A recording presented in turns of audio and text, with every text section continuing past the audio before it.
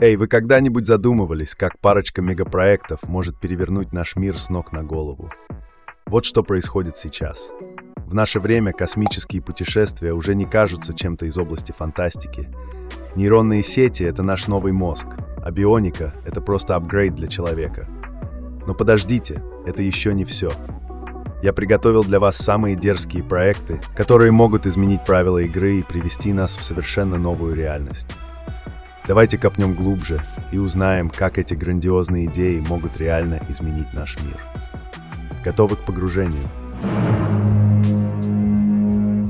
Начиная с 2024-го ожидается выход на рынок роботов-помощников нового уровня, которые найдут применение в различных сферах. Коботы.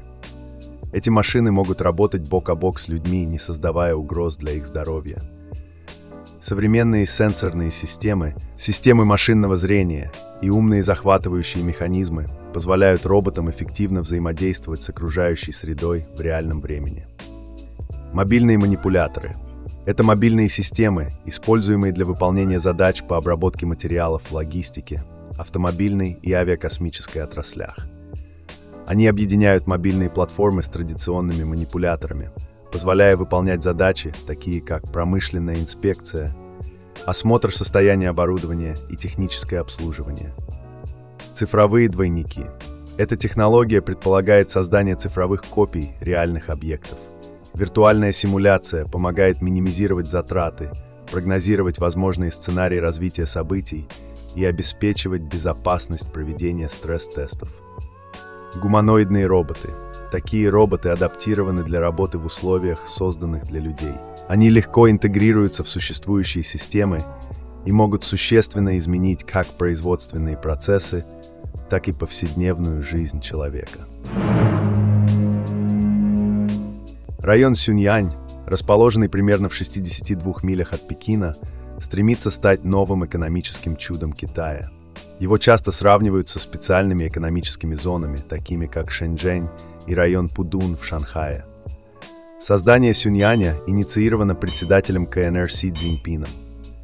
Это решение было принято в рамках стратегии совместного развития Пекина, Тяньцзиня и провинции Хэбэй.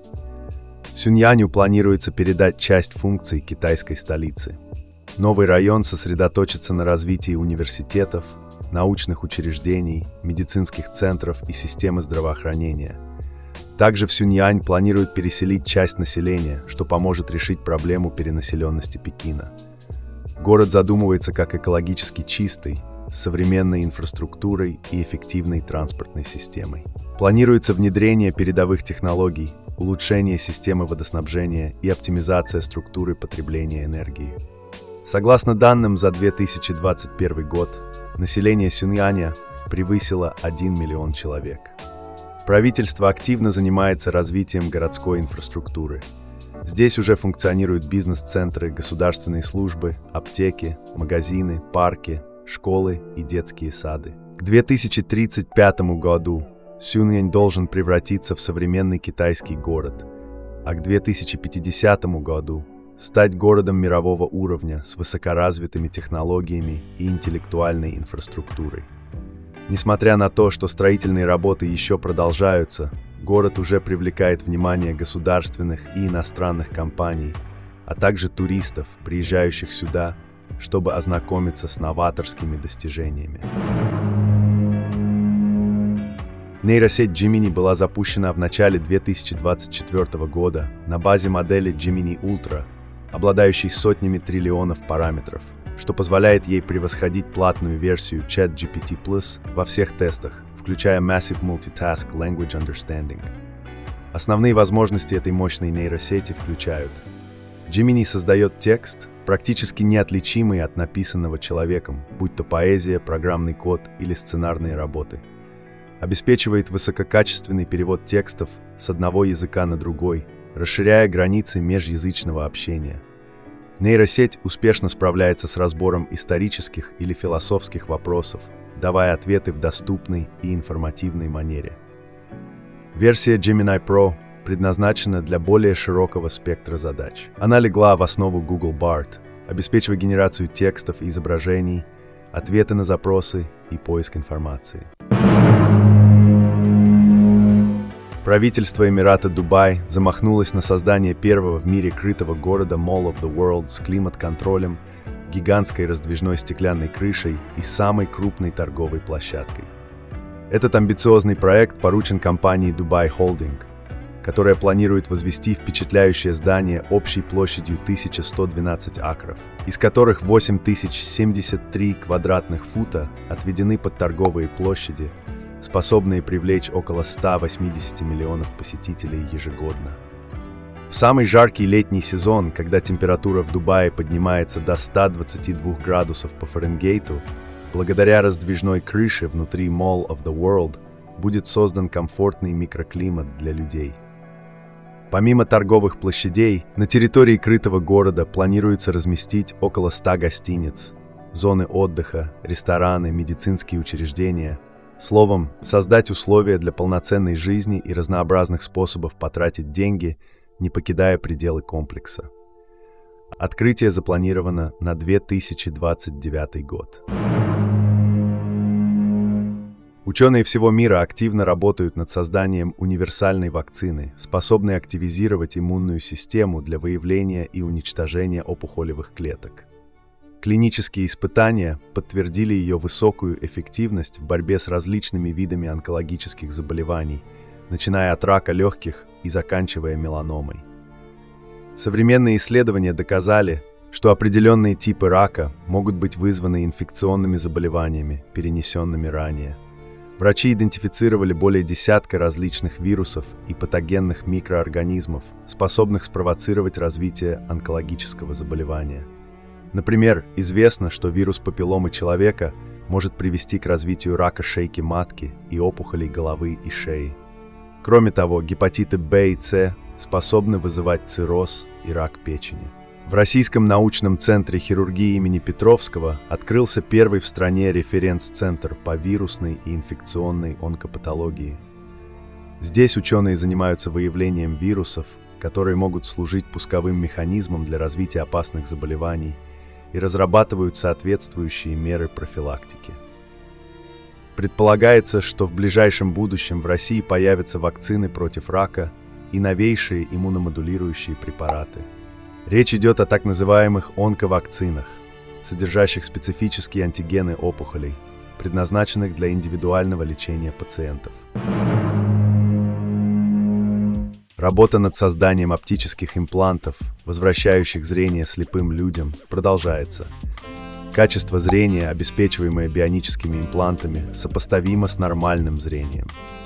Исследования в данной области активно ведутся и в 2024 году. Один из наиболее перспективных проектов называется «Феникс-99». Разработчики – ученые из университетов Сиднея и Нового Южного Уэльса в Австралии. Устройство взаимодействует с миниатюрной видеокамерой, установленной на очки, и посредством беспроводного соединения стимулирует активность сетчатки глаза. Принцип работы Феникса-99 заключается в обходе неактивных клеток сетчатки и стимуляции тех, которые еще сохраняют функциональность. Первые тесты устройства дали положительные результаты. Артемис-2 – это вторая космическая миссия в рамках программы Артемис, реализуемой НАСА. Запуск миссии намечен на апрель 2026 года. В составе экипажа будут 3 американских и 1 канадский астронавт. Они совершат облет Луны и станут первыми людьми, которые приблизятся к Луне за последние 50 лет. Астронавты на борту космического корабля «Орион» проведут оценку работоспособности систем жизнеобеспечения, создающих генерацию дыхательного воздуха, удаление углекислого газа и водяного пара, выделяемых при дыхании, разговоре или физической активности. Корабль уже выполнил автоматическую миссию без экипажа в 2023 году, и теперь предстоит испытать его с присутствием астронавтов на борту. Эта длительная экспедиция продлится 10 дней, за которые экипаж преодолеет расстояние в 230 тысяч миль до Луны. Затем они выйдут на орбиту спутника на 6 дней. 4 астронавтам не придется высаживаться на Луну в рамках этой миссии. Однако они сыграют важную роль в тестировании систем для следующей миссии – Артемис-3.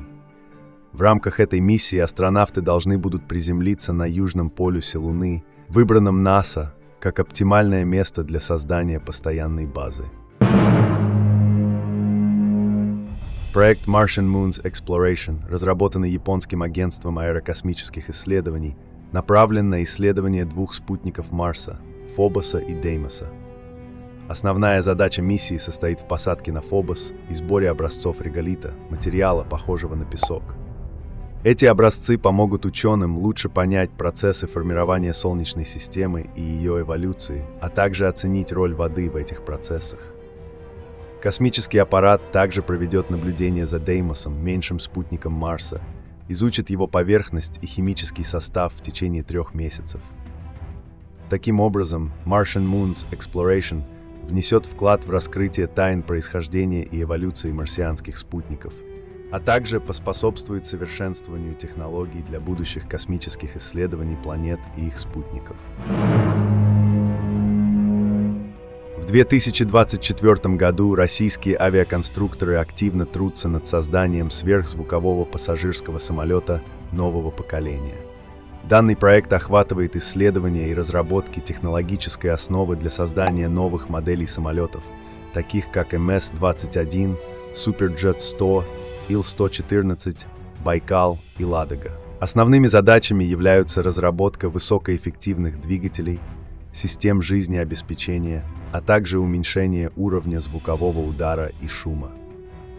Центральный аэрогидродинамический институт имени Жуковского уже принимает участие в исследованиях и разработках для сверхзвукового пассажирского самолета.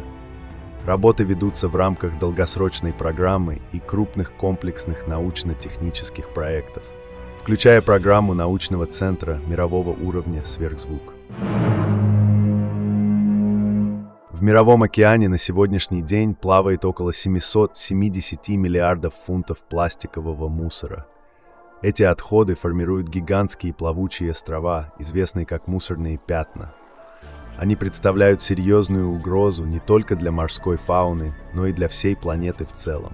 Для решения этой глобальной проблемы в 2013 году голландец Боян Слат предложил использовать большие водные барьеры.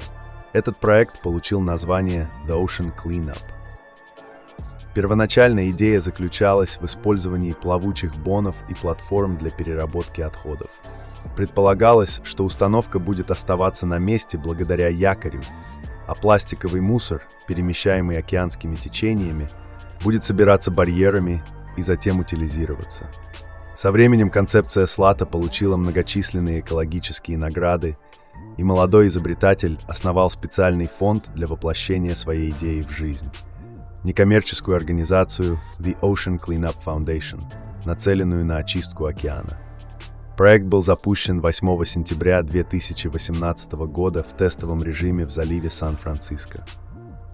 Я чрезвычайно признателен за ту огромную поддержку, которую мы получили за последние несколько лет от людей со всего мира. Это дало нам возможность разработать, протестировать и начать использование системы, которая способна уменьшить последствия экологической катастрофы. Уверен, что если наша технология покажет хорошие результаты, мы сможем приступить к очистке Тихого океана, прокомментировал Боян Слат. Для модернизации железнодорожной инфраструктуры Индия запустила масштабный проект по созданию высокоскоростных железнодорожных коридоров, связывающих крупнейшие города страны. Одним из таких проектов является строительство высокоскоростной магистрали Мумбаи-Ахмедабад, которая станет первой в Индии железнодорожной линией, использующей японскую технологию Синкансен. В данный момент этот проект находится на этапе реализации. Железнодорожный коридор Мумбаи-Ахмедабад длиной 316 миль имеет огромный потенциал для трансформации транспортной системы между двумя крупными городами. Благодаря применению передовых японских технологий, скоростные поезда Синкансен смогут разгоняться до скорости 199 миль в час, что сократит время в пути приблизительно до 2 часов. Общая стоимость данного амбициозного проекта оценивается в 1,1 триллионов индийских рупий. Причем значительную финансовую поддержку оказывает Япония, предоставляя льготный кредит, покрывающий 81% затрат.